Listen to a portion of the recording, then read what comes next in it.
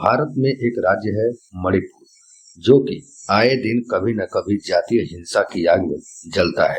मणिपुर की धरती पर कई जातियों और संस्कृतियों का मिश्रण है, जैसे मैतेई, कुकी, नागा, तिब्बती, खासी और असमिया। मैतेई यहाँ के मूल निवासी हैं।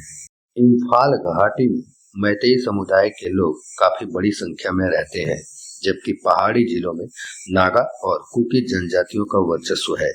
नगा और कुकी लोगों ने हिंदू धर्म को छोड़कर ईसाई धर्म अपना रखा है। समस्या की यही जड़ है। मणिपुर पहले हिंदू बहुल राज्य हुआ करता था और यहाँ पर महान हिंदू राजा पमहीबा का 40 वर्षों तक राज रहा था। उन्होंने ही इस राज्य का नाम कांगलेई पाक से बदलकर मणिपुर रखा था। पमहेइबा यानी पमहीबा ने 1709 से 1751 तक मणिपुर पर शासन किया था। इन्हें गरीबों का मसीहा के नाम से भी जानते हैं। 2011 की जनगणना के मुताबिक मणिपुर की लगभग 42% आबादी हिंदू धर्म का पालन करती है। महाभारत काल में भी मणिपुर का जिक्र मिलता है। द्रौपदी के अलावा अर्जुन की सुभद्रा, उलूपी और चित्रांगदा नामक 3 और पत्नियां थीं। महाभारत आदि पर्व अश्वमेधिक पर्व के अनुसार वनवास के दौरान अर्जुन जब मणिपुर में थे तो उन्होंने मणिपुर नरेश चित्रवाहन की पुत्री चित्रांगदा को देखा और उसकी सुंदरता पर मोहित हुए। उसके बाद उससे विवाह किया। दोनों के पुत्र का नाम बब्रुवाहन था। मणिपुर को उस काल में नागलोक भी कहते थे। भीम की पत्नी हिडिंबा आसाम के जनजाति समुदाय की लड़की थी। प्राचीन काल में इस राज्य को कलय पाक या कांगलेई पाक के नाम से जानते थे। कुछ इतिहासकारों के अनुसार यह विष्णुपुर था।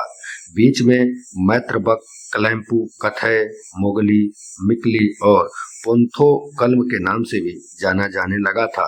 प्रारंभ में जब यह काबरा नदी के पास बसने लगा तो इसे मानस के नाम से भी जाना जाता था। मणिपुर में पखमगबा नामक राजा का करीब 120 वर्षों तक शासन रहा। बीच में पमहीबा नामक प्रसिद्ध हिंदू राजा हुए। आधुनिक मणिपुर राज्य की स्थापना का श्रेय 18वीं सदी में जन्मे चक्रवर्ती सम्राट बोध चंद्र सिंह नामक राजा को जाता है। मणिपुर में प्राचीन कंगला फोर्ट स्थित है, जो राजा महाराजाओं का निवास स्थान हुआ करता था। मणिपुर के राजवंशों का लिखित इतिहास सन 33 ईस्वी में राजा पाखमगबा से शुरू होता है। 1819 से 1825 तक यहाँ बर्मी लोगों ने भी शासन किया। 24 अप्रैल 1891 के खोंगजोम युद्ध के बाद मणिपुर ब्रिटिश शासन के अधीन हो गया। 1947 में जब अंग्रेजों ने मणिपुर छोड़ा तब मणिपुर का शासन महाराज बोधचंद्र संभाल रहे थे। 21 सितंबर 1949 को हुई विलय संधि के बाद 15 अक्टूबर 1949 से मणिपुर भारत का एक अभिन्न अंग बन गया। मणिपुर का प्राचीन इतिहास मैतेई समुदाय और इसके राजवंशों से जुड़ा है। 1500 ईसा पूर्व से ही यह समुदाय यहाँ रहता आया है। मणिपुर को मणियों की भूमि और आभूषणों की धरती भी कहते हैं। प्राकृतिक खूबसूरती, कला और परंपराओं से समृद्ध मणिपुर को पूर्व का स्विट्जरलैंड भी कहा जाता है। बताया जाता है कि मणिपुर में पहले बर्बर परंपराएं थी। इसके अनुसार बड़ी रानी के अलावा दूसरी रानियों के बेटों को मौत के घाट उतार दिया जाता था, ताकि बड़े बेटे के उत्तराधिकार की राह में कोई दूसरा बेटा न आ खड़ा हो पाए। पमहीबा राजा चराई रोंगबा की छोटी रानी नगसेल झाइबी बेटे थे। चूंकि पमहीबा का जन्म छोटी रानी के यहाँ हुआ था, ऐसे में जन्म लेते ही मार दिया जाना था। हालांकि पमहीबा की मां और रानी नगसेल झाइबी ने अपने बेटे को बचाने के लिए पैदा होते ही एक नागा कबीले के प्रमुख के यहाँ भिजवा दिया।